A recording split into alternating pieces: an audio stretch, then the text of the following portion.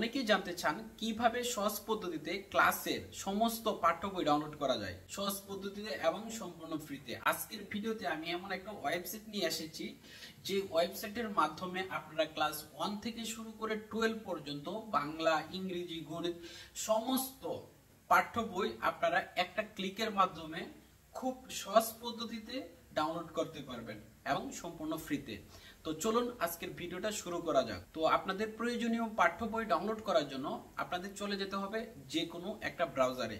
তো মোবাইল ইউজারদের জন্য আপনাদের ক্রোম ব্রাউজারটাই সবচেয়ে ভালো হবে। ক্রোম ব্রাউজারে গিয়ে লিখবেন nctbbook.com। তো nctbbook.com nctbbook.com এ লেখার পরে আপনাদের ওই ওয়েবসাইটের ভিতরে নিয়ে যাবে। তো ওই ওয়েবসাইটের ভিতরে আপনারা দেখতে পারবেন সপ্তম শ্রেণীর বই, ষষ্ঠ শ্রেণীর বই, তো ক্লাস 1 থেকে শুরু করে 12 পর্যন্ত সব ধরনের পাঠ্য বই আপনারা এখানে পাবেন। তো কথার কথা, আমি প্রথম শ্রেণীর বইটা ডাউনলোড করব। তো প্রথম শ্রেণীর বইটা যদি আমি ডাউনলোড করি, তো আমি কি করব, প্রথম শ্রেণীর যে বই 2025 ওটার উপরে আমি ক্লিক দিব। তো এটার উপরে ক্লিক দেওয়ার পরে এই যে আপনারা একটু নিচে স্ক্রল করবেন, নিচে স্ক্রল করার পরে আপনারা এখানে দেখতে পারবেন যে এই যে দেখেন চলে আসছে যে আমার বাংলা বই প্রাথমিক গণিত ইংলিশ ফর টুডে। এখন আপনার সাইডে দেখেন Bangla version plus English version আছে। তো আপনারা কি করবেন, যদি যার যে ভার্সন প্রয়োজন সেটা আপনারা ডাউনলোড করবেন।